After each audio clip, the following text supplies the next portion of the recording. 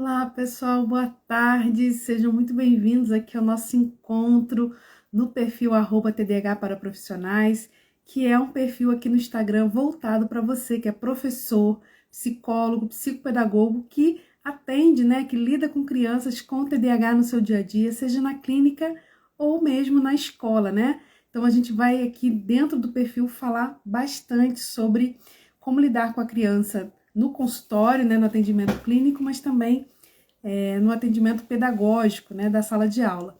Seja bem-vindo você que está entrando aqui comigo, hoje numa live que foi sugestão de uma seguidora aqui, para a gente falar sobre o que fazer quando a gente suspeita que tem um paciente com TDAH, né? O que a gente faz?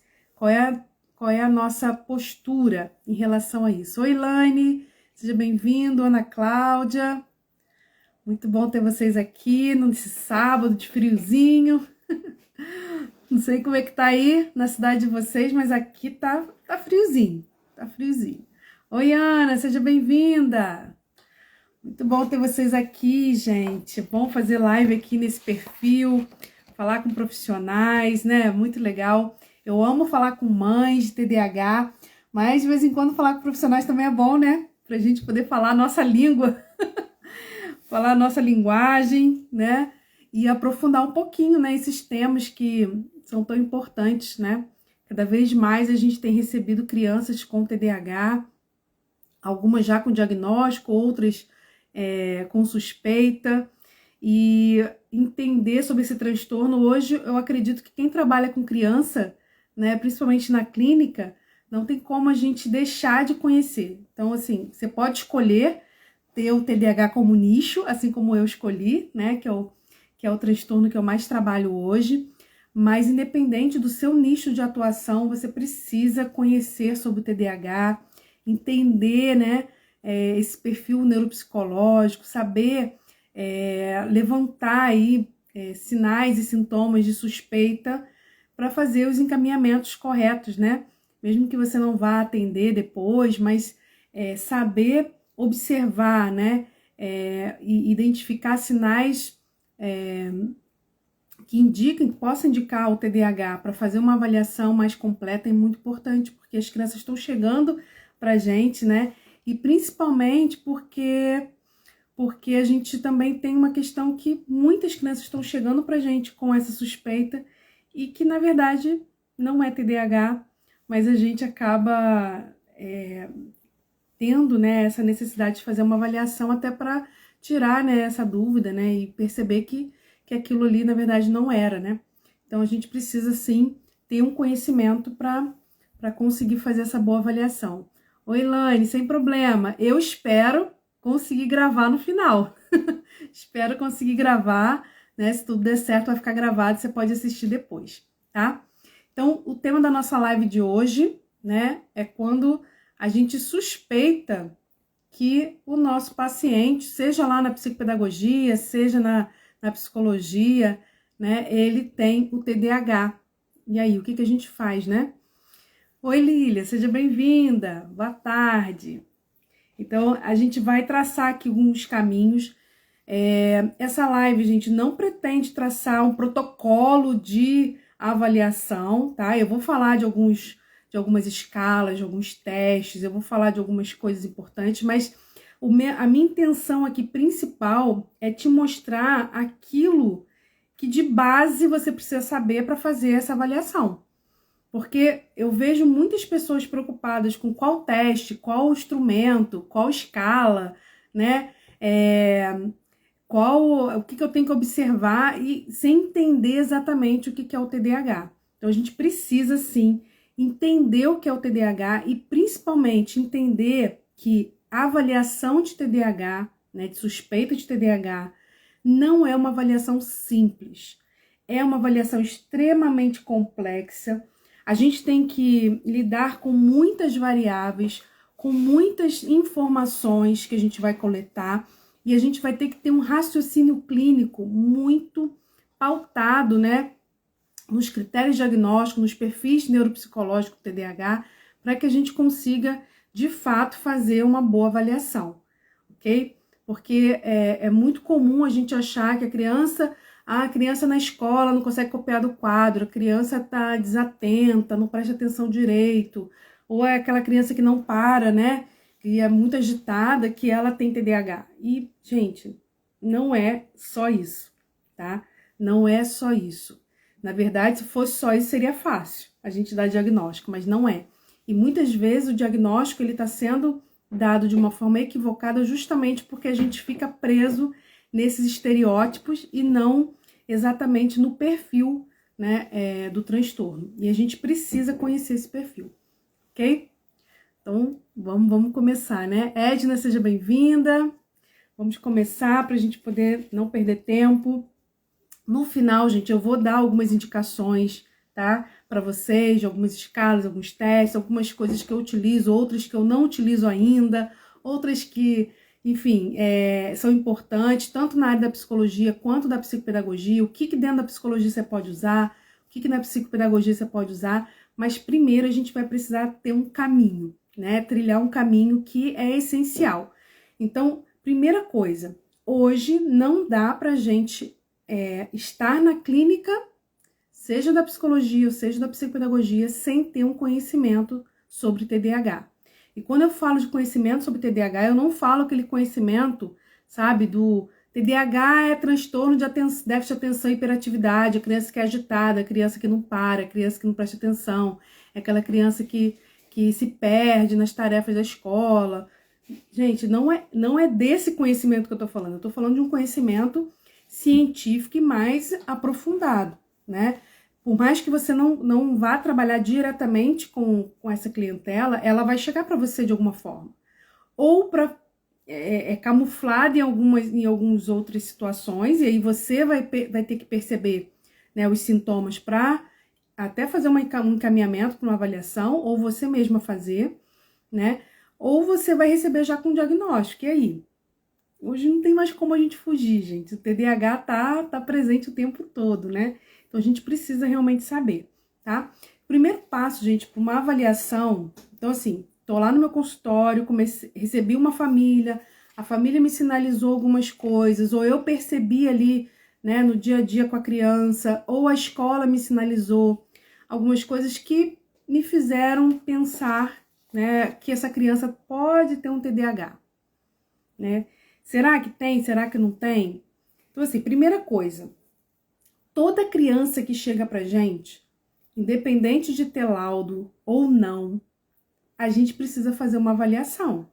Antes da gente começar a trabalhar com a criança, a gente passa primeiro por um processo de avaliação.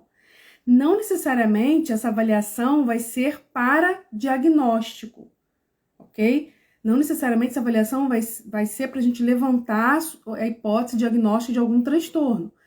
E não necessariamente vai ser para isso, mas a gente precisa fazer uma avaliação, porque é através dessa avaliação que a gente vai mapear todo o processo cognitivo, né?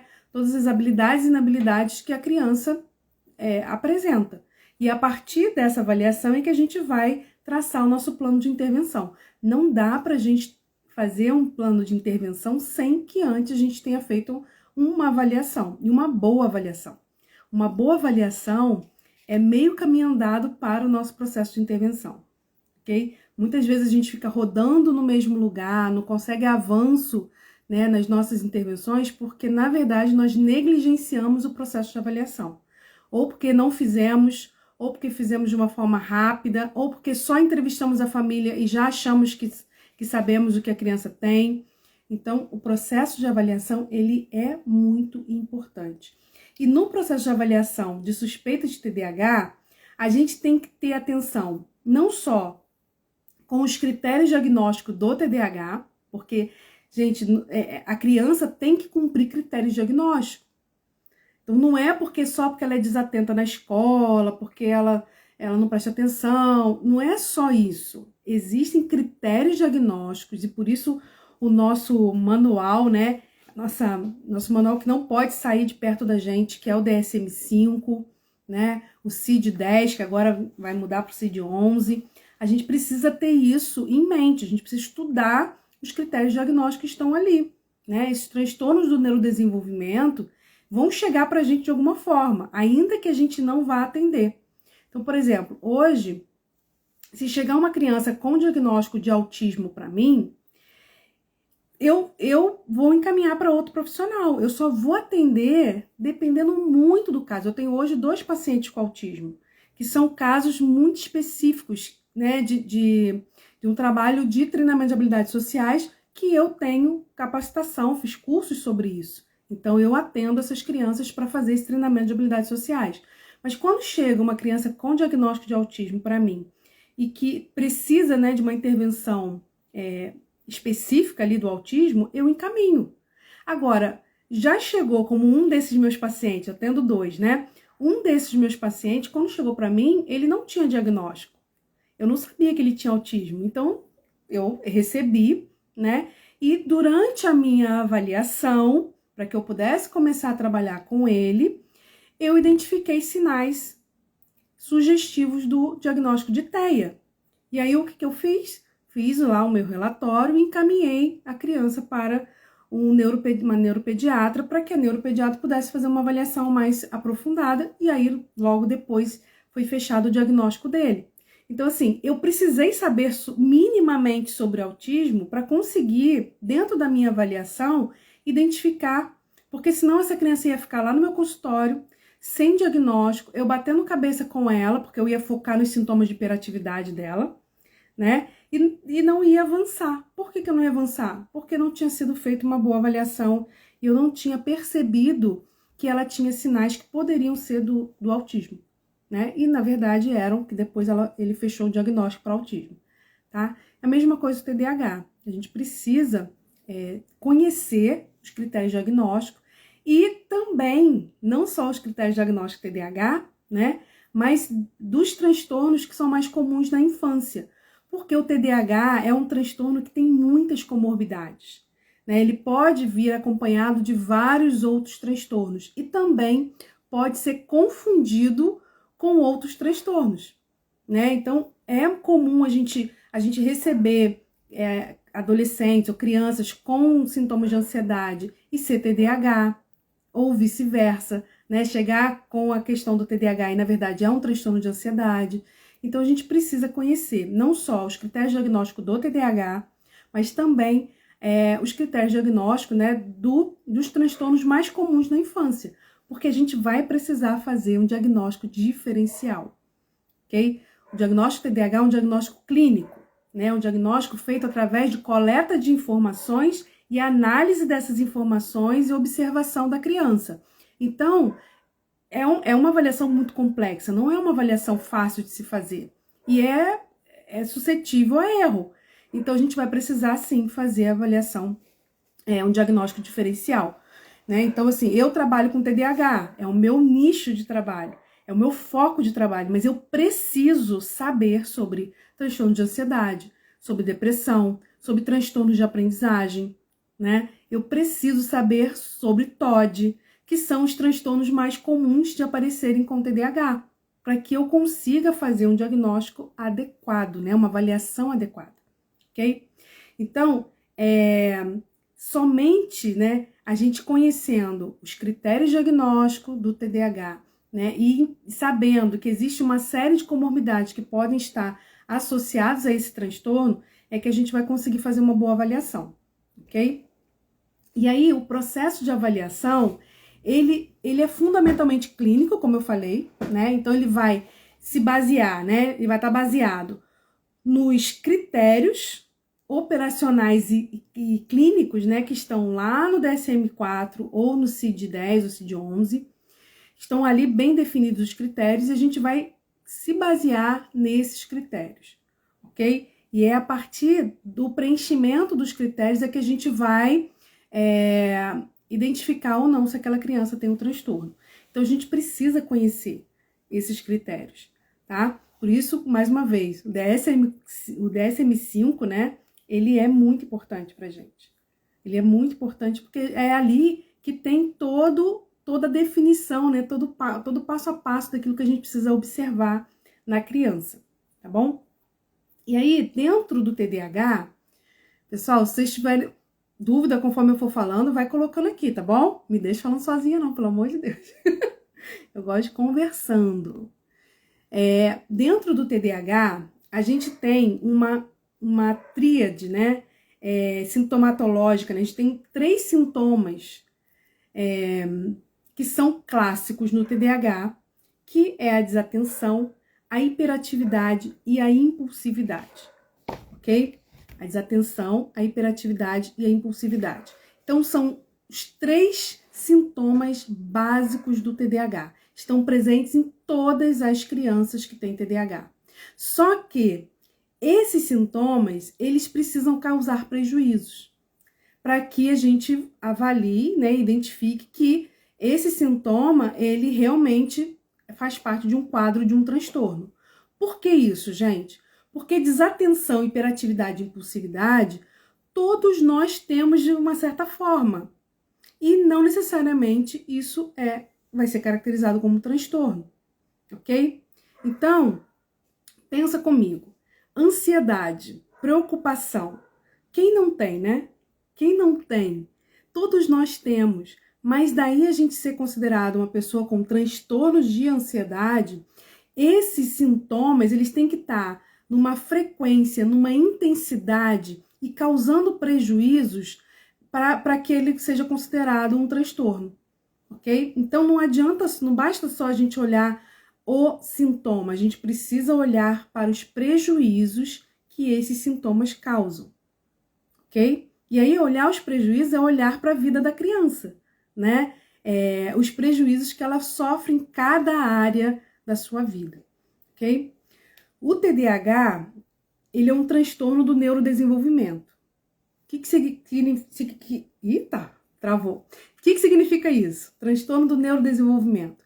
É um transtorno que ele surge no período do desenvolvimento desse cérebro, que começa lá no útero da mãe e que se estende aí por volta dos 18, 21 anos de idade, mais ou menos, né? Vai se estendendo aí até o final da adolescência e início da vida adulta. Oi, Eliane, seja bem-vinda. Então, esse transtorno, ele, apesar de surgir, né, lá na infância, ele vai acompanhar a pessoa para o resto da vida. Então, a gente sabe hoje que o TDAH ele não tem cura. Apesar de muitos adultos terem remissão de sintoma, porque eles conseguiram, né, de certa forma, lidar com esses sintomas e os sintomas não trazem mais prejuízos para as suas vidas, ainda assim o TDAH está ali, ok? Então, esses 3 sintomas que eu falei, desatenção, hiperatividade e impulsividade, eles não aparecem, eles sempre aparecem no TDAH, mas eles não aparecem com a mesma intensidade em todas as pessoas. Existe o que a gente chama de manifestação do TDAH. E o que significa essa manifestação do TDAH? Que cada pessoa, essa tríade de sintomas vai se manifestar de uma forma diferente. E aí, por isso que a gente tem os 3 tipos de TDAH, né? Só que quando a gente fala de 3 tipos, a gente não está falando de 3 categorias fixas. Do exemplo, se eu tenho uma criança com TDAH do tipo combinado, ela vai ser combinado para sempre. Não. A manifestação do TDAH numa criança pode variar ao longo da vida. Então, ela pode, por exemplo, ser uma criança que na infância tenha o TDAH predominantemente hiperativo, impulsivo, e na adolescência e na vida adulta tem um TDAH predominantemente desatento. Então, essa manifestação, esses 3 tipos de manifestação do TDAH pode variar ao longo da vida da pessoa. Varia de pessoa para pessoa e varia na própria pessoa, ok? Então, isso é importante também, porque às vezes, quando a gente vai avaliar um adolescente, né, que a gente vai fazer lá toda a anamnese, todo o resgate da história dessa criança, às vezes a gente percebe que lá na infância, o que era mais característico nela era a hiperatividade. Mas agora, na adolescência, o que é mais característico é a impulsividade, a desatenção. Então, a gente consegue perceber nessa linha do tempo uma variação do sintoma. Então, vocês conseguem perceber que não é só desatenção, hiperatividade e impulsividade? Existe uma variação de pessoa para pessoa nesses 3 sintomas e existe uma variação na própria história da pessoa em relação aos sintomas. Então, é muito complexo você fazer uma avaliação, né, e um diagnóstico TDAH. Apesar de a gente estar vendo aí uma certa banalização do diagnóstico, né? Às vezes com uma consulta, enfim, é fechado um diagnóstico TDAH, mas na verdade é um diagnóstico extremamente complexo, tá? E aí, então, nós temos 3 manifestações do TDAH, né? Desses 3 sintomas que eu falei para vocês, que é o predominantemente desatento, que é aquilo que é mais visível na criança, é a desatenção, mas ela tem uma hiperatividade e uma impulsividade, mas em menor grau, menor intensidade, ok? O predominantemente hiperativo e impulsivo, que o que é mais visível nela é a hiperatividade e impulsividade, mas ela tem também a desatenção num grau um pouco menor. E do tipo combinado, que é quando você tem tanto a desatenção, quanto a hiperatividade, quanto a impulsividade, mais ou menos no mesmo grau, né, de intensidade. Então, isso pra gente que vai atender criança vamos dizer assim, é o básico que a gente precisa saber, né? Que a gente precisa entender. Porque às vezes a gente pode confundir na hora da anamnese com essa variação da manifestação dos sintomas ao longo da vida, tá? Então, o fato da criança ter um TDAH predominantemente hiperativo e impulsivo não quer dizer que ela não tenha a desatenção, ok? Porque senão, gente, a gente vai pegar uma criança só hiperativa e vai dar o diagnóstico de TDAH, tá bom? Então, é importante a gente ter isso em mente. A desatenção, a hiperatividade e a impulsividade não são sintomas isolados, então eles se combinam entre eles em intensidades diferentes para se manifestar na pessoa. E eles podem resultar muitos problemas, né? Muitos prejuízos na vida da criança, na vida do adolescente, do adulto. Agora, se a gente for olhar a desatenção, a hiperatividade, a impulsividade de forma isolada, a gente vai cair no erro de avaliação. Por quê? Porque tanto a desatenção, quanto a hiperatividade, quanto a impulsividade, eles podem ser gerados por vários motivos. Então, pessoas estão passando problemas na vida, né? A relação das crianças com outras pessoas, né? Os próprios sistemas educacionais inadequados podem estar gerando essa desatenção, né?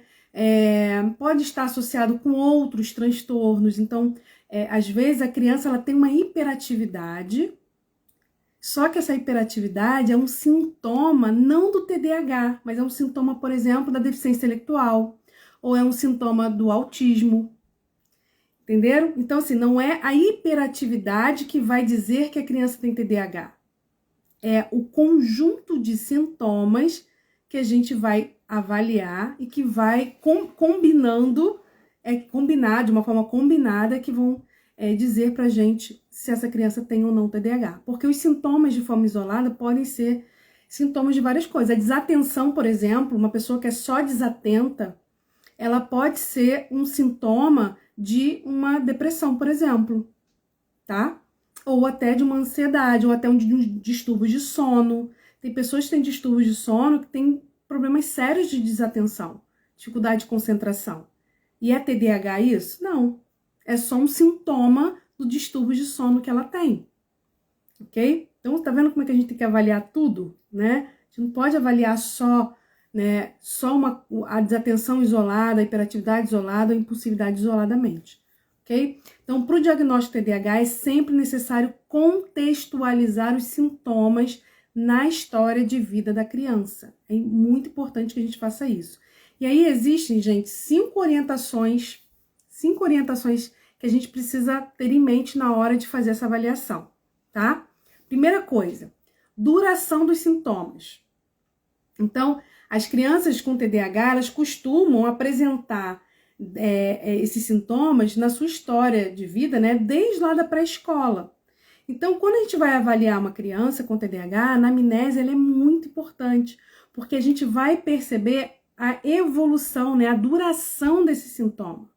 A gente vai poder avaliar quando esse sintoma apareceu, né? Então, muitas crianças, por exemplo, estão chegando agora com suspeita de TDAH porque na pandemia ela tinha dificuldade de concentração, de atenção na hora das atividades online. Gente, mudou o contexto, né? Muda a resposta da criança. Era novo para todo mundo, é entediante assistir uma aula online, né? Durante muito tempo. As crianças ficavam submetidas, muitas delas, a assistir aula de 7h30 da manhã a meio-dia, online, numa aula que não tinha os recursos tecnológicos, né? Aqueles recursos midiáticos, né? Simplesmente era a professora, como ela dava aula presencial, ela dava aula no online, só estava gravado e passando pela internet. Mas era a mesma aula. E a criança não conseguia ficar sentada ali aquele tempo todo assistindo. E aí ela tem TDAH por causa disso? Se antes ela nunca teve problema, né? E aí ela voltou para a escola agora presencial e ela tá conseguindo acompanhar. Então, assim, uma quantidade enorme de crianças foram diagnosticadas agora por causa da pandemia, né? E outras com suspeita porque na época da pandemia não conseguiam se concentrar na aula, não queriam fazer atividade online. Gente, isso não é motivo, né? A gente pode sim fazer uma avaliação, mas a gente não pode ficar pautado só nisso. Existe uma duração dos sintomas e através da história de vida, né, dessa linha do tempo é que a gente vai percebendo, né, os períodos, né, onde esses sintomas eles aparecem, quais períodos eles se intensificaram, né? A gente precisa ter isso em mente. Segunda coisa que a gente precisa, além da duração, é a frequência e intensidade dos sintomas, né? Qual é a frequência que esses sintomas estão aparecendo? Qual é a intensidade desses sintomas? Uma outra coisa que a gente precisa ter em mente, a terceira, é a persistência dos sintomas. Então, assim, em que locais, né, esses sintomas aparecem? Aparece só em casa? Aparece só na escola? Né? O próprio DSM-5, ele fala que, né, que os sintomas ele precisa aparecer em mais de um ambiente. Então, a gente precisa levar isso em consideração. Okay? Se é só na escola, será que em casa, no dia a dia, ele não tem nenhum desses sintomas? É só na escola, só na hora de copiar o dever? É só nas atividades de, por exemplo, só nas atividades que envolve leitura? Né? É só em matemática? Então, peraí. Então, ele tem TDAH só em matemática?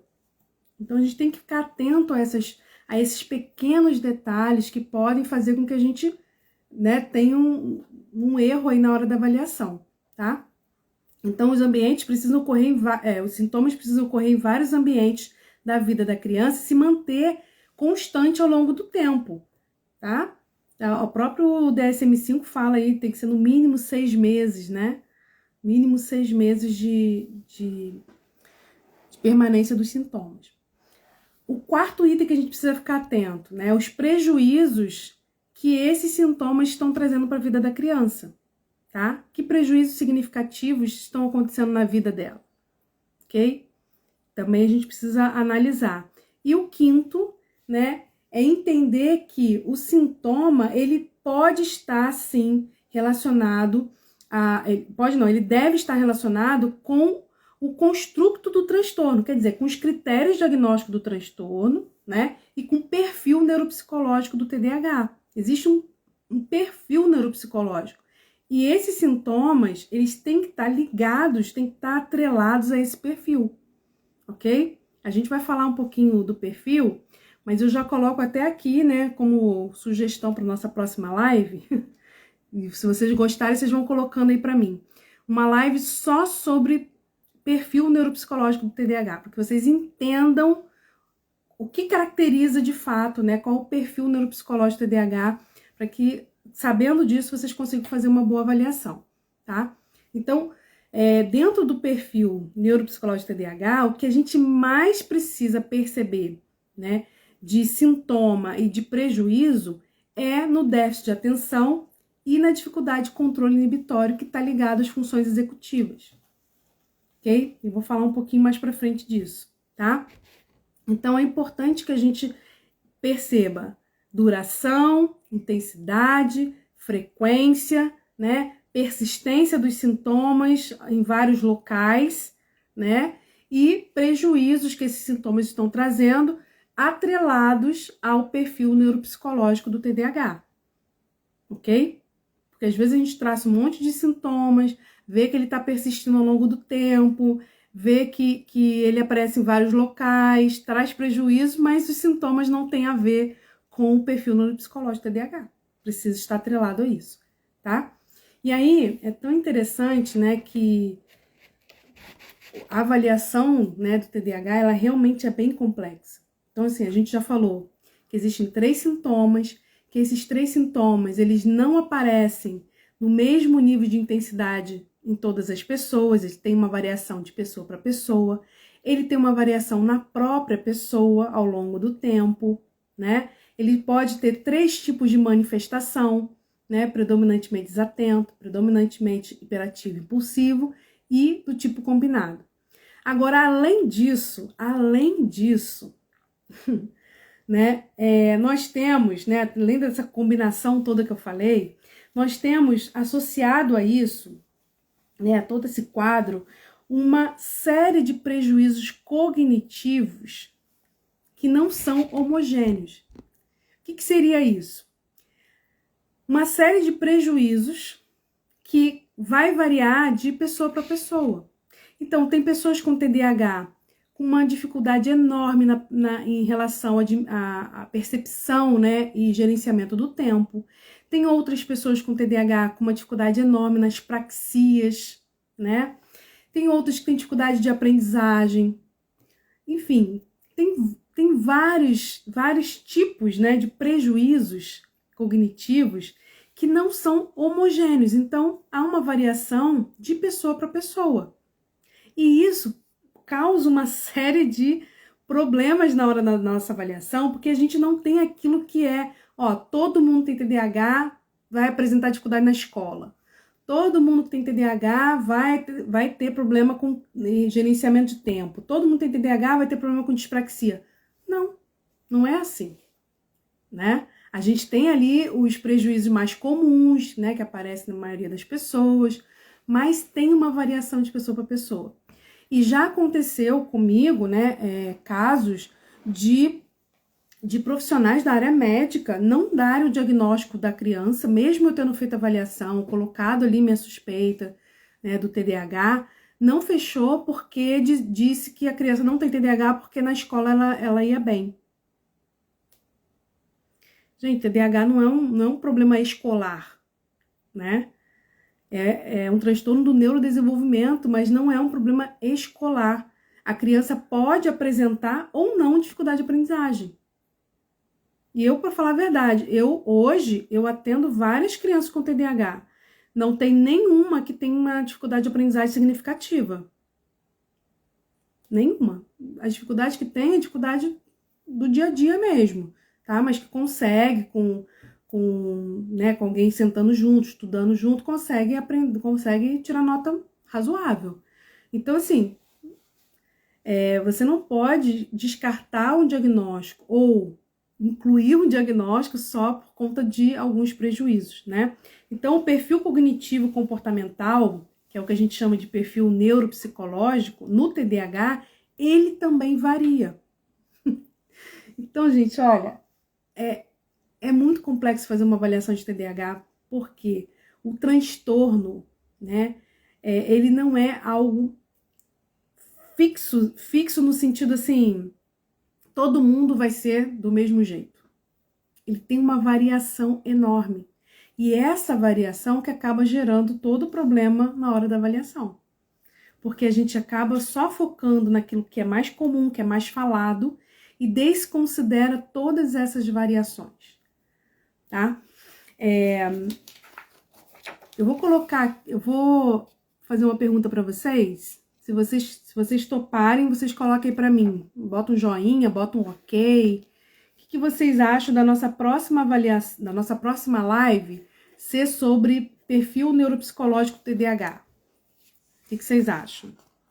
Para que vocês entendam exatamente, né, dentro dessa variação, é claro, né, qual é o perfil. Só para vocês terem uma ideia, existem 4 modelos explicativos do TDAH. 4 modelos diferentes que explicam o que é o TDAH e como o TDAH se manifesta, né? Os prejuízos que ele vai ter ao longo da vida. Dependendo do modelo que você escolher como viés aí, né? Como base teórica de atendimento, você vai fazer uma análise tendendo para um lado ou para o outro. Existem 4 modelos diferentes, né? Então, uma coisa que é muito importante é a gente conhecer, estudar e a gente selecionar qual vai ser a minha base teórica de referência. Qual vai ser a minha base teórica de referência? Ok? Porque se eu, por exemplo, for levar em consideração o Russell Barkley, eu vou ter uma base teórica de referência diferente se eu for pegar um outro, por exemplo, como o Thompson. Porque eles, apesar de terem coisas em comum, eles olham o TDAH com um olhar diferente. Então, eu preciso sim ter a minha base de referência, tá? Porque isso vai influenciar na minha forma de olhar para o transtorno e também de fazer intervenção, tá bom? Agora, você pode estar perguntando assim, tá, Juliana, então você está falando que tem essa variação, né? Ó, a Lani colocou, muito bom, live sobre perfil neuropsicológico. A Edna também, Eliane. Eu acho que vai ser bom pra gente entender, né? Eu vou dar só uma entradinha bem pouca nesse perfil aqui, mas é só para vocês compreenderem, né, a questão da avaliação, tá? Que a gente vai falar de alguns instrumentos e vocês vão entender por que eu tô mostrando esses instrumentos para vocês. Então, você pode estar perguntando assim, tá, Juliana, então se o perfil neuropsicológico ele varia, né, os prejuízos pode variar de pessoa para pessoa e tal. Então, assim, o que eu posso usar como ponto de partida, ou o que eu posso usar como aquilo que vai me dar um pouco mais de segurança na hora dessa avaliação, né? Existe alguma coisa que eu possa usar como ponto de segurança para essa avaliação, ou não? Ou cada um é de um jeito, tem que conhecer todas as variações. E aí eu vou dizer para vocês o seguinte. Primeiro, os 3 sintomas base, que a gente precisa conhecer, identificar, né? E poder identificar as intensidades de cada um deles. Mas existem 2 domínios em que todos os 4 modelos, né? Que eu falei para vocês de perfil neuropsicológico, existem 2 domínios que são consenso, tá? O que é consenso? Em que os teóricos concordam que estão presentes no TDAH com dificuldades, né? Então, existem 2 domínios que os teóricos, independente de qual modelo, né, que eles utilizam, eles concordam que há um prejuízo no TDAH, que é o domínio, isso eu tô falando de perfil cognitivo, tá, gente? Cognitivo comportamental.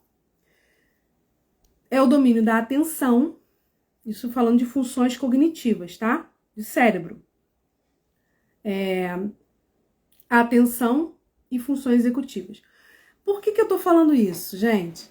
Olha só. Sintoma é aquilo que a gente observa, ok? Então, desatenção, hiperatividade e impulsividade são sintomas, são coisas que a gente observa na criança. A gente observa, ok? Agora, essa desatenção, essa hiperatividade, essa impulsividade pode estar sendo causada por vários motivos. E no TDAH, a desatenção, a hiperatividade e a impulsividade, elas estão sendo geradas por 2 domínios das funções cognitivas, que são, né, onde essa área aqui do lobo frontal é responsável, as funções cognitivas, por 2 domínios, que é o domínio da atenção e o domínio das funções executivas. Mais ou menos, Eliane, mais ou menos. Eu vou mostrar aqui para vocês qual é a atenção que está mais complicada. Na verdade, todas elas, né? Só que tem uma que é a mais complicadinha. Eu vou mostrar aqui pra vocês, tá? E aí, quando a gente for falar do perfil neuropsicológico, a gente aprofunda um pouco melhor, tá bom? Então, assim, desatenção, hiperatividade e impulsividade são sintomas. O que está por trás disso tudo, há um consenso entre os estudiosos entre dois domínios em prejuízo no TDAH relacionados às funções cognitivas, ao cérebro desse TDAH, as funções cognitivas, de atenção e funções executivas, que são duas funções cognitivas que estão localizadas aqui nessa área do lobo frontal, tá? Lobo frontal é responsável pelas funções cognitivas e dentro das funções cognitivas, que são várias, duas há um consenso entre os pesquisadores e que está rebaixado no TDAH, que é a atenção e as funções executivas, tá? Dentro da atenção, eu vou mostrar aqui uma imagem para vocês, tá bom? Eu não vou explicar cada uma delas, etc, porque isso está dentro do perfil neuropsicológico que a gente vai falar na próxima live, tá? Vou só mostrar para vocês aqui. Existem dois tipos de atenção. A atenção involuntária, que é aquela que a gente não controla. Então, tipo, tô aqui fazendo a live, se cair alguma coisa no chão, fizer um barulho, automaticamente eu vou olhar. Isso é atenção involuntária, que no TDAH geralmente está preservado, tá? E tem a atenção voluntária ou controlada, ok? Essa atenção voluntária, né, ou controlada e a atenção involuntária, a diferença das duas é que a atenção involuntária, ela não exige esforço cognitivo. E a atenção controlada, ela exige esforço cognitivo. Por isso que o TDAH não tem dificuldade na involuntária, tem dificuldade na controlada, ok? Porque essa atenção aqui exige esforço cognitivo, tá? E aí, dentro da atenção controlada, nós temos essa divisão. Atenção seletiva, concentrada, alternada e alguns autores, não são todos, também classificam a atenção dividida. Por isso que a gente precisa saber qual é o autor que, né, qual é o autor ou a base teórica que a gente vai selecionar para o nosso trabalho. Eu vou selecionar uma base teórica onde a atenção é classificada nesses 3 itens ou nesses 4 itens, ok? Porque eu não posso usar os 4 itens na minha avaliação e depois na hora de... os 3 itens na minha avaliação, né, na minha concepção, mas na hora de usar teste, eu uso o teste de atenção dividida e boto no meu relatório. Principalmente quem é psicólogo. O psicólogo precisa colocar nos relatórios, nos laudos, né? Precisa colocar a base teórica. Então, eu não posso colocar lá resultado de atenção dividida se a minha base teórica não considera isso aqui, tá bom? Então, vamos focar nessas 3 aqui. Atenção seletiva, que é a nossa capacidade de selecionar um estímulo para que a gente foque a nossa atenção. A atenção concentrada, que é a nossa capacidade de manter o foco naquele estímulo que nós selecionamos anteriormente. E a atenção alternada, que é a nossa capacidade de alternar a atenção, o nosso foco de atenção para estímulos diferentes, mas voltando sempre para o estímulo inicial, tá? Não vou explicar aqui cada uma delas, porque a gente ia demorar muito. Na próxima live eu vou explicar todas elas para vocês entenderem no TDAH como é que isso se apresenta, tá bom? Mas o que acontece? A atenção seletiva, deixa eu puxar aqui minha colinha, né? A atenção seletiva, não, a atenção concentrada, ela exige muito mais esforço cognitivo, né? Do que os outros tipos de atenção. A seletiva também vai exigir, a alternada também vai exigir, mas a concentrada exige muito mais, porque além de você selecionar estímulos, você ser capaz de alternar estímulos se for necessário, você vai ter que manter o foco por um período de tempo. E isso tem um esforço cognitivo muito grande. Então, assim, o TDAH tem problema com todas elas, tá? Mas quando a atividade exige a nossa atenção concentrada, eles têm mais dificuldade ainda, ok? O problema do TDAH na atenção alternada é que quando eles alternam a atenção, eles não conseguem voltar muitas vezes, né? Então, por exemplo, ele está prestando atenção na professora explicando a aula e um coleguinha fez uma gracinha do lado dele. O que ele vai fazer? Ele vai alternar a atenção para o coleguinha, igual todo mundo da sala. Só que todo mundo da sala vai rir do colega e vai voltar a atenção para a professora. O TDAH vai rir do colega e não vai conseguir voltar. Ele vai ficar lá, né, achando graça e vai ficar ali, ok? Então, assim, o TDAH tem problema em todas todos os 3 tipos, ok? Mas quando a atividade exige concentração, ele tem mais dificuldade. Que é por isso que eles têm muitos problemas na escola, porque a escola exige esse tipo de atenção, né? Ok?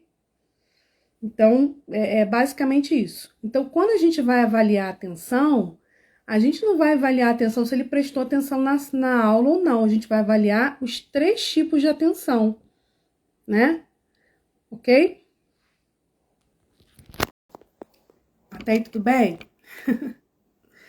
E aí, gente, é importante a gente saber disso, porque uma das principais coisas, a primeira coisa, né, que a família vai questionar a gente é em relação à atenção. Porque a família vai falar assim, para fazer tarefa de casa ele não presta atenção, mas para ficar no videogame ele fica horas, né? Então, para fazer o que é importante ele não quer, mas para brincar ele fica atento horas. Isso é uma fala muito recorrente das famílias. E como que a gente quebra esse argumento da família? Alguém sabe me dizer? Como que a gente pode quebrar esse argumento da família? Para fazer tarefa de casa ou para prestar atenção na aula, ele não consegue prestar atenção, mas para jogar videogame ele fica horas. Alguém sabe qual o argumento que a gente pode usar para quebrar, né, essa fala da família e explicar para ela por que isso acontece? Porque de fato acontece. Mas não é porque a criança é preguiçosa, é malandra, né? Alguém sabe? Arrisca? Sim ou não? Ó, a tarefa de casa exige esforço. Quem mais?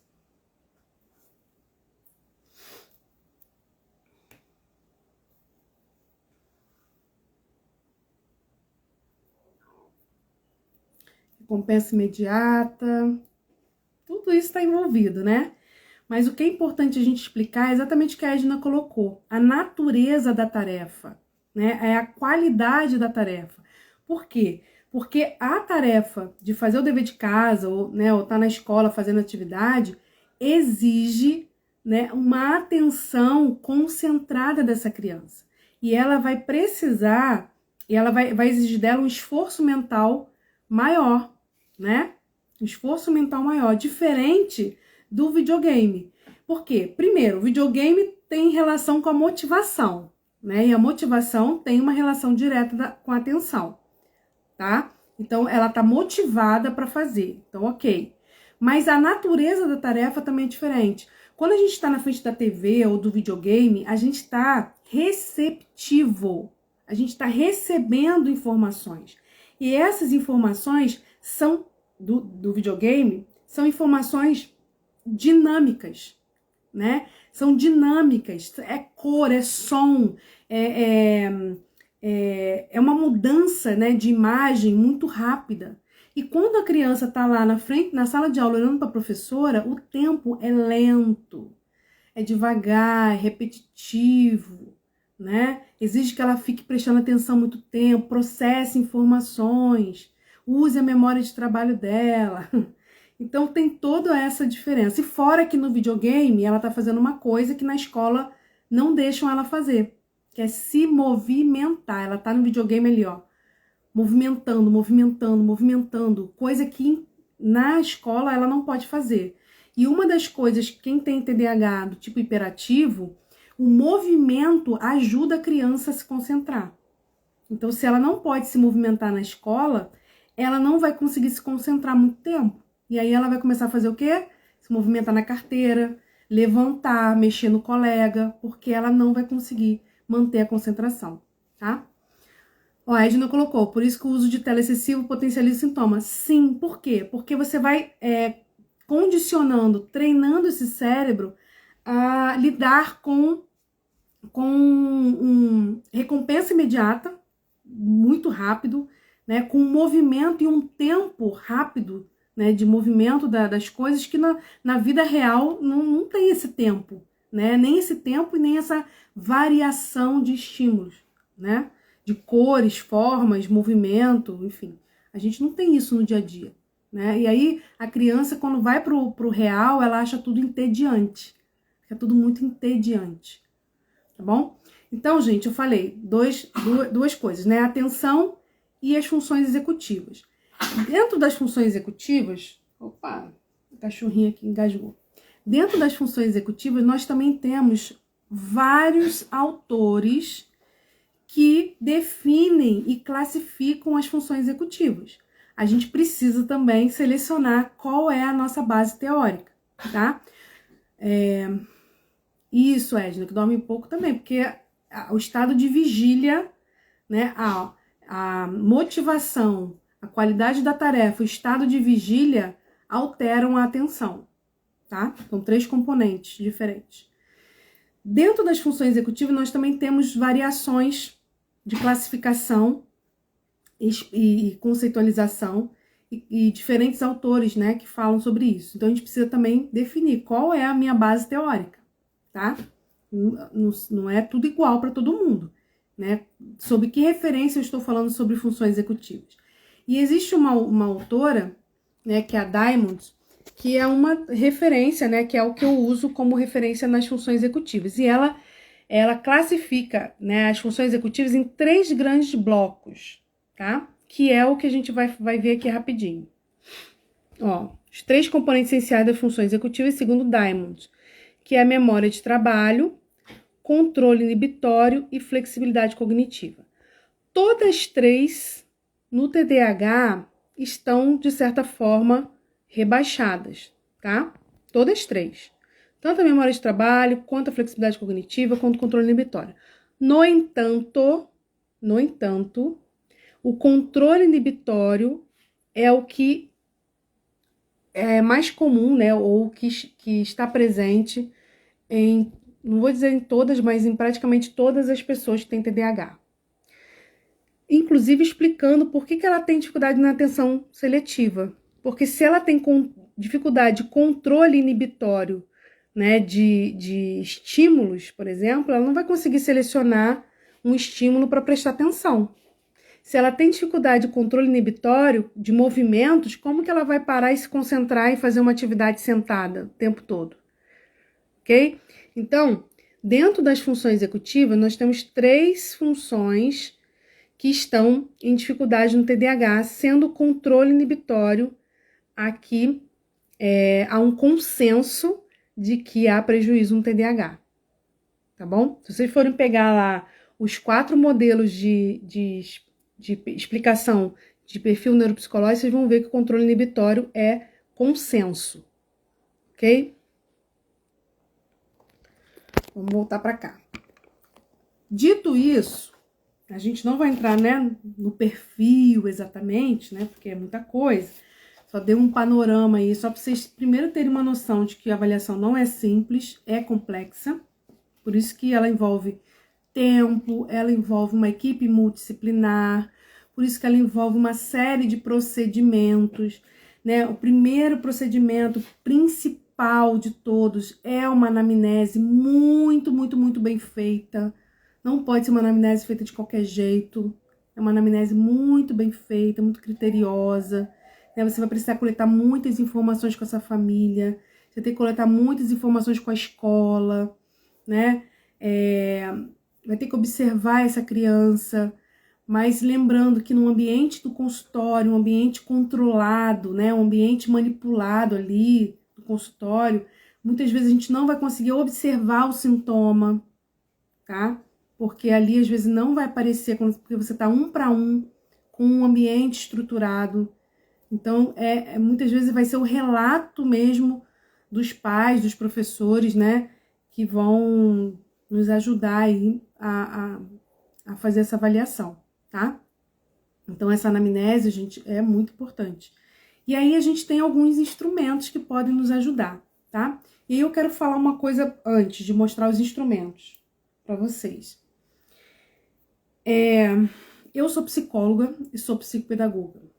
E para mim, né, é muito difícil na hora que eu tô fazendo uma avaliação, definir, né, onde eu tô avaliando no perfil psicopedagógico, psicológico, porque eu tenho as duas formações e é complicado, né? Você delimitar muito bem ali, porque você tem os dois olhares, né, na hora que você tá avaliando. Você tem um olhar mais ampliado, né, na verdade. Mas a gente geralmente tem ou o psicólogo ou o psicopedagogo. E a gente precisa entender que a função do psicopedagogo e a função do psicólogo são diferentes na avaliação do TDAH. Eu vejo muitos psicopedagogos sem querer assumindo uma função de psicólogo na hora da avaliação. Então, assim, a gente não pode perder de vista que o psicopedagogo é o especialista, o profissional da aprendizagem. Então, nós não podemos perder isso de vista, gente. Então, quando a gente vai fazer uma avaliação, a gente precisa ter esse norte de que eu estou avaliando todos esses sintomas, todos esses perfis, né, da atenção, das funções executivas, dentro do processo de aprendizagem. E eu vou fechar o meu relatório com as minhas impressões dentro desse processo de aprendizagem. Ok? Que essa informação vai se complementar com o psicólogo, que vai ter um olhar da parte cognitiva, da parte comportamental, da parte social, emocional e até da aprendizagem também, porque a parte cognitiva envolve isso. Tá? Então, que vai se complementar com o do médico, que vai se complementar com as informações, né, às vezes de uma fono, se for necessária, ok? Então, assim, você psicopedagogo, não fique ansioso ou com medo de fazer uma avaliação e dar diagnóstico. Você não tem que dar diagnóstico, nem cabe a você fazer isso. Levantou algumas hipóteses? Levantou algumas observações dentro do perfil de aprendizagem do seu paciente? É isso que você vai relatar. Você não precisa nem colocar hipótese. Se você não quiser, você não precisa nem colocar hipótese diagnóstica. Você pode só colocar o que você observou, ok? Os sintomas que você observou, onde esses sintomas apareceram, intensidade, frequência e os prejuízos que eles causaram, ok? Se você estiver mais segura, você pode até colocar, olha, diante disso tudo aqui, né, segundo os critérios DSM-5, indica, né, uma hipótese diagnóstica de TDAH do tipo tal. Senão, você não precisa nem colocar isso, tá? Psicólogo é a mesma coisa, só que o psicólogo ele faz uma avaliação mais abrangente. Existe a avaliação neuropsicológica, ok? Que pode ser feita por um profissional habilitado, né, que fez neuropsicologia, mas independente disso, nós psicólogos podemos utilizar teste na nossa avaliação. Eu não preciso ser uma neuropsicóloga para utilizar teste na minha avaliação. Pelo contrário, lá, né, todos os documentos oficiais lá do Conselho Federal de Psicologia, eles não falam de neuropsicólogo, eles falam de avaliação psicológica, não é avaliação neuropsicológica. Avaliação psicológica, o psicólogo, para fazer uma avaliação psicológica, ele deve se valer de testes, né, que são padronizados e autorizados, né, e outras escalas e outros instrumentos, mas a gente deve utilizar teste na nossa avaliação, tá? Não pode ser só uma avaliação subjetiva, tá bom? Mas, enfim, isso é um processo que a gente vai construindo ao longo do tempo. Eu quero só mostrar para vocês o seguinte. Tô com meu aluno, tô com meu paciente, né? Tô com meu aprendente que tá com suspeita de TDAH. Eu vou avaliar, então, atenção, hiperatividade, impulsividade, vou avaliar atenção, controle inibitório, vou avaliar atenção e funções executivas. É isso que a gente vai fazer? O que vocês acham? Se é isso que eu tenho que fazer. Chegou uma criança para mim com suspeita de TDAH. Eu vou avaliar, então, os 3 sintomas, né? Vou avaliar atenção e funções executivas, que é isso que está com problema no TDAH. Vocês acham que é isso? Vocês acham que é outra coisa?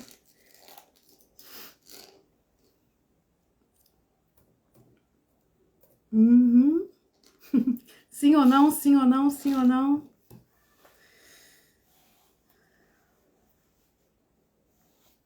Estão com...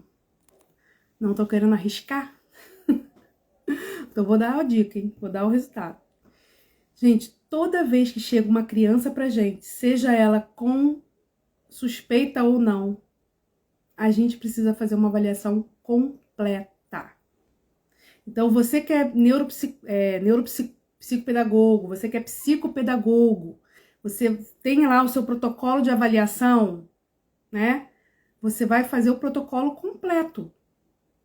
Você é psicólogo, você tem lá o seu protocolo de avaliação, você é neuropsicólogo, tem lá o seu protocolo de avaliação, você vai fazer uma avaliação completa, ok? Agora, se a criança chega com uma suspeita, ou se você levantou uma suspeita, você vai focar o seu olhar naquilo que está apresentando, né, na sua suspeita. Você vai, como se diz, observar mais, né? Ter um olhar especial, uma atenção especial, um olhar especial na questão da atenção e das funções executivas. Você vai ter um cuidado maior, né, nesses itens, mas você precisa fazer uma avaliação completa. Principalmente a gente que é psicólogo, né? Porque, gente, olha só, às vezes essas funções estão rebaixadas porque a criança tem uma inteligência rebaixada. E às vezes a gente aplica um teste de QI, um teste de inteligência, né? Teste de inteligência na criança e identifica que ela tem uma inteligência rebaixada que pode estar comprometendo o resultado lá nas outras funções. Ok? Então a gente precisa sim fazer uma avaliação completa. Eu vou falar aqui alguns testes que focam em atenção e funções executivas, algumas escalas, tá? Mas a gente precisa ter um olhar mais ampliado. O psicopedagogo, de uma forma mais restrita, né? Porque ele não pode utilizar os testes que o psicólogo pode, né? Os instrumentos que são só específicos do psicólogo, mas existem bastante coisa. A gente pode aplicar vários jogos, várias brincadeiras, várias atividades que a gente pode aplicar na criança para levantar a suspeita. Então, assim, o psicopedagogo ele vai ter uma avaliação um pouco mais superficial nesse sentido, tá? Não que não seja uma avaliação importante, não é isso. Mas superficial nesse sentido, de que ela não vai utilizar testes padronizados e restritos do psicólogo, e ela vai muitas vezes fazer uma avaliação muito mais pautada em escalas de observação e avaliação que vai ser pautada ali num jogo, não são instrumentos padronizados para avaliar aquele construto que a gente quer avaliar. Então, às vezes a gente avalia controle inibitório, flexibilidade cognitiva, né, ali numa brincadeira. Mas a brincadeira, o jogo, né, eu uso muito o Uno para isso. O Uno não é um instrumento padronizado para fazer esse tipo de avaliação, mas a gente consegue perceber a resposta da criança e a gente vai relatar isso. Então, eu vou mostrar aqui para vocês, tá bom? Depois eu vou mostrar outras coisas. Antes de eu mostrar, eu vou indicar para vocês uns livros, tá? Primeiro, para vocês estudarem mais sobre TDAH, ok? Primeiro é o clássico, né? Que é esse aqui, TDAH, Transtorno de Déficit de Atenção e Hiperatividade, do Russell Barkley. Esse aqui é um clássico, gente. É maravilhoso, tá? E ele traz um dos modelos, né, de perfil neuropsicológico TDAH baseado no controle, na dificuldade de controle inibitório, que é esse aqui, é muito bom. Então, se você não tem, vale a pena comprar e vale a pena ler, vale a pena estudar esse livro, tá? Me baseio muito, muito, muito nesse aqui. Um outro livro que eu vou indicar para vocês é esse aqui, ó. Também é muito bom, são artigos, né? TDAH, Transtorno de Déficit de Atenção e Hiperatividade, Desafios, Possibilidades e Perspectivas Interdisciplinares. Eles são vários artigos falando sobre TDAH desde a parte de avaliação, a parte de infância, adolescência, introdução ao TDAH, neuropsicologia, avaliação, abordagens terapêuticas, muito, muito bom, tá? São artigos científicos com validação, né, com referência, né, de autores de referência, tá? E esse aqui não é um livro sobre TDAH, é um livro de TCC, tá? Mas tem um capítulo que fala sobre TDAH, que é o livro do Paulo, na verdade ele é o coordenador, né? Paulo Knapp, esse também é um autor muito bom, se vocês acharem coisas sobre TDAH desse autor aqui, podem ler porque é bom. Esse livro aqui, ele não é sobre TDAH, mas ele tem um capítulo falando sobre TDAH, sobre TCC no TDAH, e é muito bom esse capítulo, tá? Fala sobre, destrincha todo o perfil neuropsicológico do TDAH. E os outros capítulos são sobre os outros transtornos, depressão, ansiedade. Cada capítulo é um transtorno, tá? Também. Tá, vamos lá. Deixa eu mostrar aqui pra vocês. Aqui, gente, eu vou especificar quando é do psicólogo e quando não é, tá bom? Peraí. Esse primeiro aqui é a avaliação da atenção, tá? Então, ele avalia a atenção concentrada e pega crianças de 7 anos até 72 anos de idade. Então, é uma faixa etária bem ampla, né? É um teste restrito para psicólogo. Então, se você é psicóloga, você pode utilizar, que é o D2R. É um teste que avalia a atenção concentrada da criança. Esse aqui é maravilhoso, que é um teste de atenção visual chamado TEVS-4. Também é restrito a psicólogos, tá? Ele avalia tanto a atenção seletiva, alternada e a sustentada e pega a faixa etária de 6 a 17 anos. Ele é muito, muito bom. Você que é psicólogo aí, quer começar com um teste, compre esse. Esse é o melhor. Esse aqui, gente, já é um teste que não é restrito a psicólogo. Então, você que é psicopedagogo pode adquirir. Esse livro aqui é maravilhoso, né? Para usar os testes, não basta comprar o livro, você precisa comprar o direito de usar o teste, ok? Mas, enfim, compre o livro não é caro. E tem esse teste de atenção por cancelamento, tá? Pega idade de 5 a 14 anos e ele avalia atenção seletiva visual e alternada visual, ok? Então, assim, você pode aplicar, dentro do livro, tem todo o estudo, né, de validação do teste, tem todo a orientação de como aplicar o teste, porque a gente tem que seguir, né, as consignas certinhas, e aí você consegue avaliar a atenção seletiva e alternada, ok? Então, esse não é restrito a psicólogo, o psicopedagogo pode usar, tá? Esse aqui também é restrito a psicólogo, que é um teste de habilidade de conhecimento de pré-alfabetização, que é o THCP. Então, ele identifica habilidades de pré-alfabetização em crianças pequenas, mas ele tem ali também alguns testes de atenção dentro dele, tá bom? Pega crianças de 4 a 7 anos de idade. Aí a gente entra nos testes de funções executivas. Esse aqui, figuras complexas de Rey, que também é restrito a psicólogo, tá bom? Avalia memória visual, planejamento, visoconstrução, que é uma habilidade que muitas vezes o TDAH está com dificuldade, percepção visual e atenção visual. Então, tem 2 tipos, né? O A, que vai de 5 a 88 anos, e o B, que é de 4 a 8 anos. Também é restrito a psicólogos. Teste dos 5 dígitos, o FDT, também é restrito a psicólogos.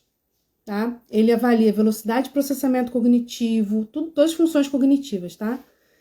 Funções executivas. Capacidade de focar e de orientar a atenção, de lidar com interferências, controle inibitório, flexibilidade cognitiva. E pega aí crianças de 6 anos até 92 anos. Então, é um teste bem amplo.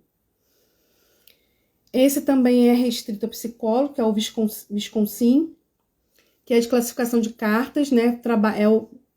Vamos dizer assim, padrão ouro para a gente avaliar a flexibilidade cognitiva. Ele é muito bom.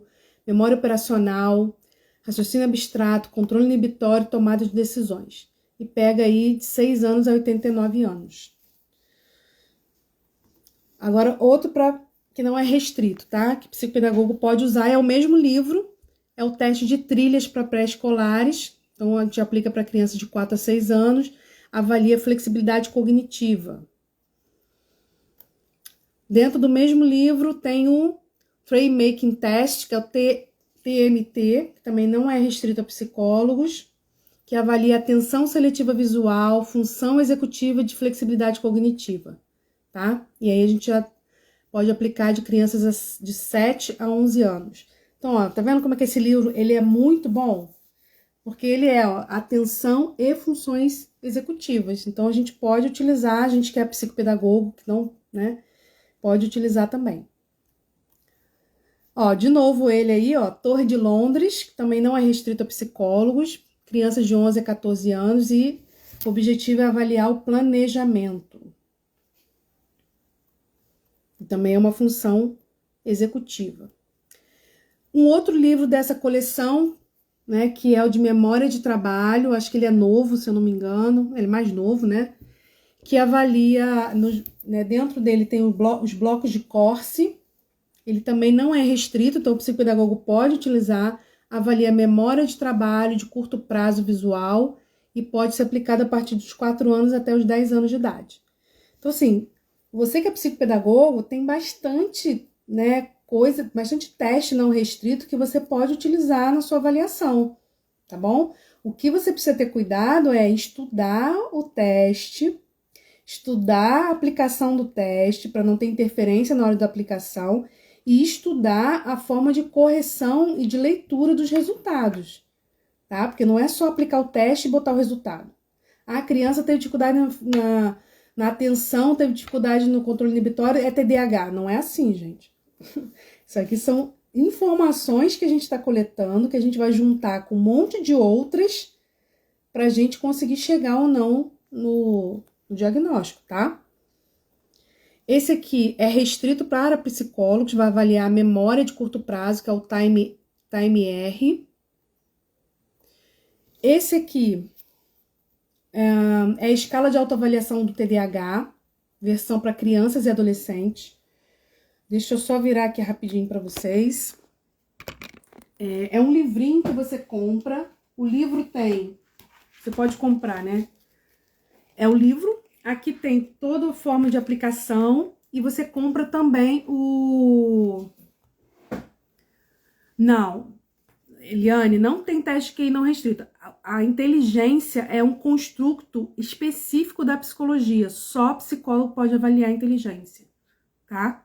Mas nenhum profissional. Então, não tem teste de QI não restrito, não, tá? Por isso que o ideal é que a gente encaminhe a criança para fazer uma avaliação neuropsicológica, tá bom? Porque aí a gente encaminha a criança para fazer essa avaliação e aí a gente pega o resultado, integra com os nossos e ajuda a ampliar a nossa avaliação, tá? Então, ó, o ETDH CRIAD, isso aqui a gente dá para a criança responder, tá? É uma autoavaliação baseado nos critérios diagnósticos do TDAH, mas ele amplia os itens, né? Ele é muito bom, é melhor do que o SNAP-4, tá bom? Tanto o SNAP-4, deixa eu pegar aqui. Tanto o SNAP-4, né, que é a lista de sintomas, né, para marcar aqui a intensidade, quanto esse aqui, né, é não restrito para psicólogos. Então, o psicopedagogo pode comprar e aplicar, tá? E o SNAP-4 também. Só que o SNAP-4 é gratuito, né? Você acha na internet e você pode aplicar. O ETDH é pago, tá? Tem o ETDH Pais, que esse aqui a gente aplica com os pais de crianças de 2 até 17 anos. E aí os pais preenchem, é muito legal que você vai depois, tem um resultado através de um gráfico, vem as áreas, né, separada por dimensões, então avalia atenção, hiperatividade, impulsividade, dificuldades emocionais e comportamentais, é bem legal, tá? Além desse, eu não tenho aqui, mas tem o TDAH, o ETDH para adultos, tá? É TDAH adultos, que é o ETDAH-AD, que pega adolescentes e adultos, na verdade, né? Tem o ETDAH2, que é o ETDAH para a gente aplicar na escola, ok? É o ETDAH2. Eu não tenho, o meu ainda não chegou, eu encomendei, mas não chegou ainda. ETDAH2, que é o que a gente aplica a escala na escola, né? Manda para a escola responde pra gente. Também é muito bom. Vamos seguir aqui.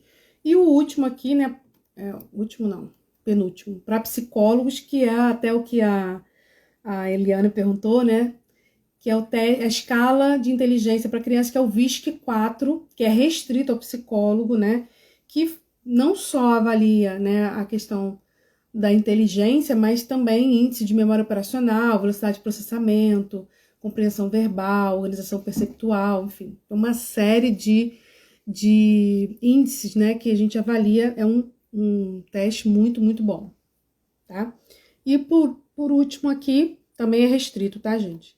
Também é restrito, que é o Neuropsi 2, que é uma bateria, na verdade ele não é um teste, ele é uma bateria de testes que avalia o desenvolvimento neuropsicológico da criança de 3 a 16 anos. Então ele vai avaliar medida sensório-motora, linguagem, processamento visoespacial, memória, aprendizagem, atenção, funções executivas, percepção social, enfim. Ele vai avaliar toda a parte neuropsicológica e ele é muito, muito bom também, ele é bem completo, tá? Acho que esse é o último, isso. O que eu vou mostrar para vocês aqui agora? Um outro livro também que vocês podem, quem não é psicólogo, pode comprar também para fazer, não é restrito, tá? Avaliação de linguagem e funções executivas em crianças. Aqui, gente, é um protocolo de avaliação de funções executivas. Vem com os materiais, os formulários, né, para preencher, né? Você pode imprimir, tá? Vem anexo, também você pode baixar, você recebe uma senha. E aqui tem todo o protocolo, tem os estudos de cada item, né? Tem os estudos, teste de fluência verbal, aí tem os estudos e no final aqui tem os anexos para você poder aplicar, tem todo o passo a passo para corrigir. Então, esse também é uma dica aí para avaliação de linguagem e funções executivas para criança. Também é muito bom, tá? Tem vários testes também, várias tarefas, né, de avaliação neuropsicológica, ok? Juliana, não tem nada disso, não tem como comprar isso agora, tá difícil, né? Eu tô me organizando. Usa o Snap 4. Você baixa na internet. É gratuito, tá? Você pode utilizar o Snap 4. Ó, uma coisa você pode também utilizar para coletar informações. Esse baralhinho aqui, né? Essa cartinha aqui, ó. Exercícios de atenção para TDAH. Só que assim, ele tem os exercícios aqui, mas ele também tem umas cartinhas com os sintomas, né? Então, você pode utilizar as cartinhas com sintomas para coletar informações com a criança. E até com a família mesmo, tá? Um outro que eu tenho aqui, esse aqui também é um pouquinho mais... pouquinho mais puxado, né? Esse aqui é baratinho. Esse aqui é mais puxadinho no preço, que é o baralho, né, do TDAH. Então, apesar da caixa ser grande, o negócio é pequenininho. Tá vendo? Tem um baralho aqui, tem o feminino e masculino, e são os sintomas, né?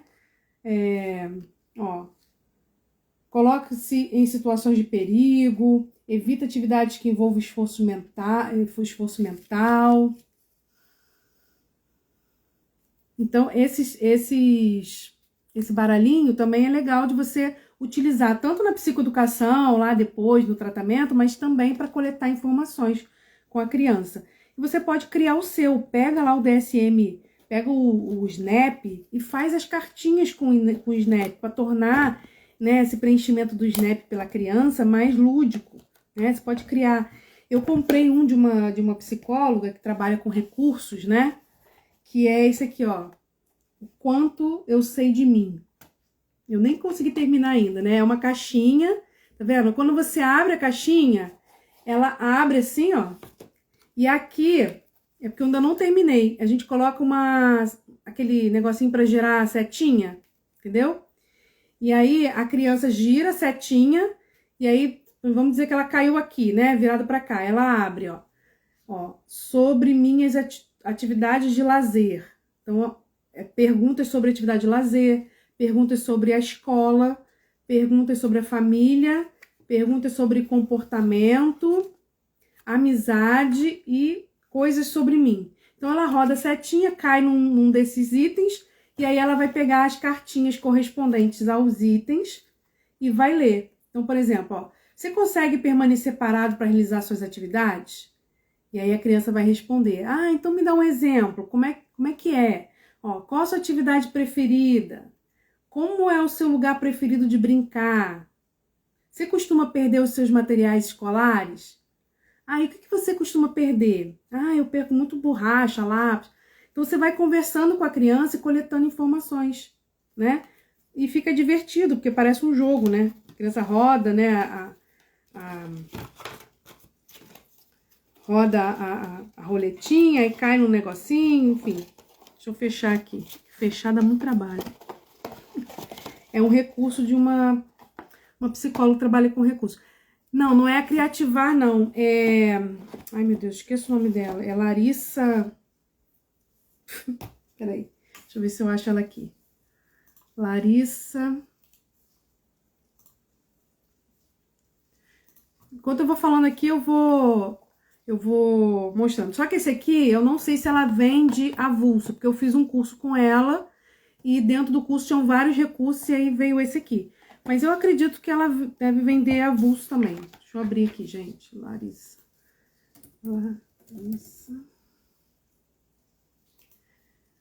nome dela é Larissa Virgínio. Mas ela tem... Larissa Virgínio. Larissa.Virgínio. Ela é psicóloga, ela tem 2 perfis. O dela, ela vende esses recursos, é muito legal. Ela tem muitos recursos muito bons. E ela tem o @Tricolors, que é papelaria para psicólogos, né? Muito legal também. Então, ela fez um curso de TDAH, eu fiz com ela e tinha esse recurso. Acredito que deve vender. Deixa eu ver. Acredito que deve vender sim.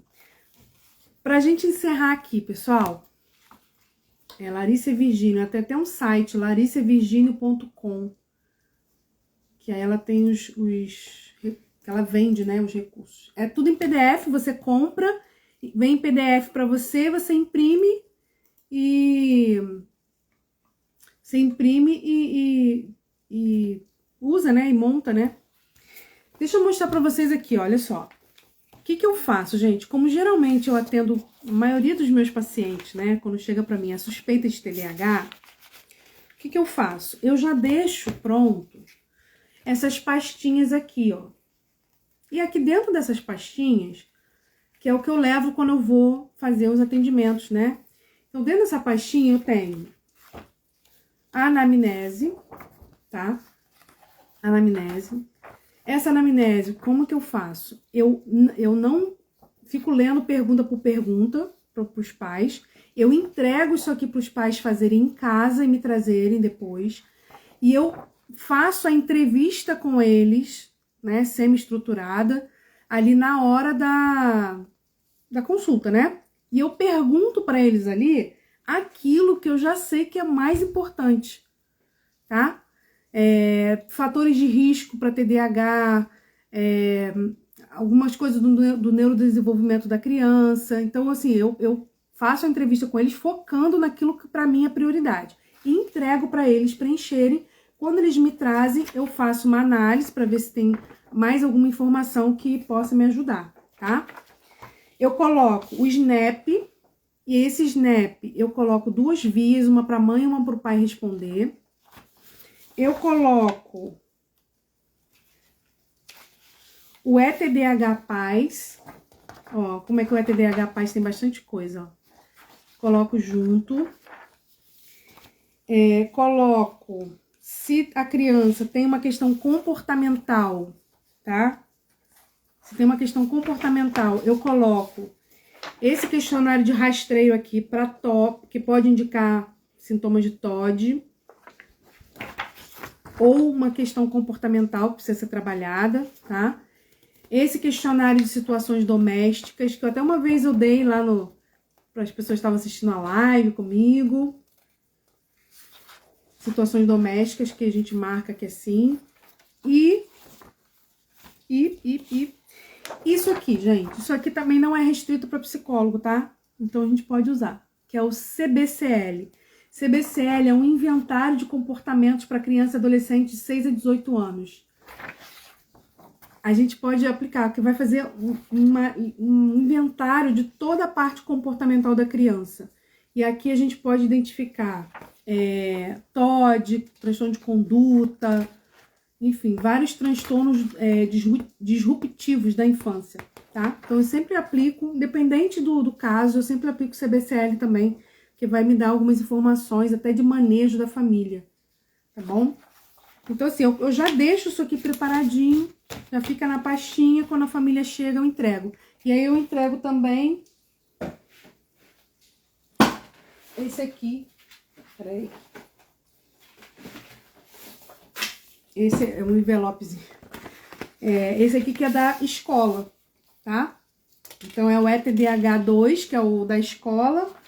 E esse aqui é um questionário de habilidades sociais, que às vezes eu preciso também fazer a coleta de informações, eu já deixo aqui, eu já entrego para família levar para a escola.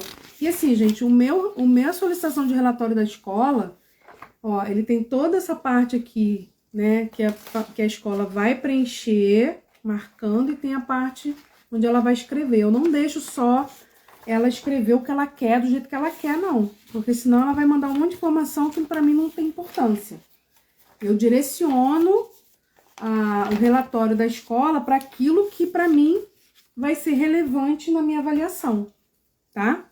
Então eu coloco já ali os critérios para ela escrever, para fazer o relatório. Ok? Acho que é só isso. A avaliação, a gente vai construindo, gente, esses instrumentos ao longo do tempo, vai adquirindo, né? Mas o mais importante é você criar dentro do perfil neuropsicológico, né? Você criar o seu protocolo de avaliação. E aí, dentro do seu protocolo de avaliação completo, você vai ter ali a parte do TDAH, que vai avaliar, né, aquilo que tem a ver com TDAH. Mas é importante que você tenha um protocolo de avaliação, porque toda vez que chegar uma criança para você nova, você já sabe o que fazer, né? Você já tem tudo ali separadinho, você já tem o que você vai aplicar, o que você vai utilizar, os instrumentos, recursos, né? E aí você só vai variar nos recursos, nos instrumentos, quando tiver alguma dúvida, precisar aprofundar uma coisa, precisar investigar um pouco mais outra. Oi, Silmara, seja bem-vinda! E aí a gente parte aqui para o final. Conseguiram anotar? Espero conseguir salvar a live, né, para ficar aí para vocês consultarem depois. Alguma dúvida, alguma pergunta que vocês queiram fazer em relação a isso? Como eu falei para vocês, o meu curso de TDAH para profissionais está praticamente pronto. Eu devo lançar ele no finalzinho do mês, no início de julho, se Deus quiser. E aí, nesse curso, vai ter todo esse passo a passo, como que eu faço o meu processo de avaliação, todo passo a passo, todos esses instrumentos não restritos vão estar disponíveis para vocês, os recursos que eu tenho, PDF que eu uso, enfim, os materiais, tudo isso, né? Esses inventários, escalas, enfim, todo esse material que a gente pode adquirir de forma, né, não restrita, né, e gratuita, vai estar lá disponível para vocês o meu protocolo de avaliação, o que eu observo, é CBCL, deixa eu botar aqui, CBCL. O que acontece? O CBCL, se você for comprar o CBCL, ele é caro, porque ele acho que, se eu não me engano, é em dólar ou em euro, sei lá, acho que é em dólar, para você comprar e ter acesso ao programa, para você lançar os resultados, ter os gráficos, entendeu? Só que aí, pra gente não tem necessidade, tá? A não ser que você seja neuropsicólogo, você queira fazer uma avaliação mais aprofundada, senão, não tem necessidade. A gente pode pegar o inventário, ok? E o inventário a gente faz uma avaliação qualitativa. Ao invés de fazer uma avaliação quantitativa do teste, a gente faz uma avaliação qualitativa, né? A gente lê aqui as respostas e observa aquilo que é mais importante pra gente, tá? Então, podemos encerrar. Alguém ficou com alguma dúvida? Queira perguntar mais alguma coisa? Nossa próxima live provavelmente vai ser quinta-feira. Vamos aproveitar o feriado. Porque sábado eu não vou poder fazer. E vai ser sobre perfil neuropsicológico TDAH. Vamos esmiuçar aí esse perfil, entender como é que funciona isso, para a gente poder fazer uma boa avaliação. Não adianta, gente, a gente ter todos os recursos do mundo. Não adianta a gente ter todos os testes e escalas do mundo se a gente não conhece o perfil, né, o neuropsicológico do transtorno. Se a gente não conhece, não adianta. Não adianta a gente ter todos os instrumentos e todos os recursos. A gente não vai conseguir usar de uma forma adequada, tá? Por quê? Porque o conhecimento do perfil neuropsicológico do transtorno é que vai nos ajudar no nosso raciocínio clínico. E o que é o raciocínio clínico? É a nossa capacidade de fazer uma leitura de todas essas informações que a gente coleta, né, através de entrevistas, anamneses, testes, inventários, escalas, observação, a gente conseguir fazer uma leitura de tudo isso, né, integrando resultados dentro de um perfil que vai nos dizer se aquilo ali tem significa um transtorno ou não. Então, é o nosso raciocínio clínico que vai fazer isso. E aí, no nosso raciocínio clínico, a gente vai entender, tá, então esse perfil aqui dessa criança é compatível com o de TDAH. Ok, fiz a minha avaliação. Então, o que ela está apresentando no perfil dela? X, Y, Z. Então, agora vamos traçar um plano de intervenção para trabalhar essas dificuldades que a gente identificou, tá? Porque só aplicar teste, né? Se a gente for pegar aqui o ETDAH, esse aqui, ó, a gente vai aplicar, a gente vai coletar, vai dar lá. No resultado, deixa eu pegar aqui para vocês verem. Rapidinho, gente, só pra gente encerrar. Vai dar, né, no resultado, ó, na parte regulação emocional, vai dar inferior, médio, médio, superior, superior. Se você só olhar isso aqui, se a criança der inferior, você vai falar assim, dificuldade de regulação emocional. Aí deu atenção, médio, inferior, você vai falar, tem TDAH. Não, gente, não é porque o resultado deu um resultado rebaixado nessas habilidades que a criança tem TDAH. A gente precisa integrar outras informações. E isso aqui é uma escala. O que é uma escala? A gente está coletando informações pelo olhar de outra pessoa. E esse olhar de outra pessoa pode estar tendendo para cima ou para baixo.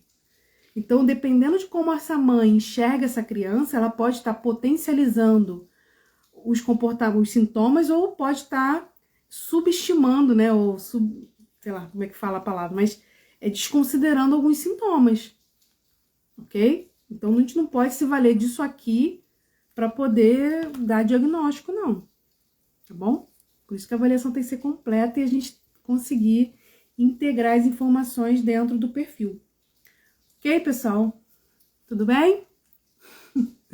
Então tá bom. Um beijão para vocês, fiquem com Deus e até nosso próximo encontro, se eu não me engano, vai ser quinta-feira, tá? Tchau, tchau, pessoal!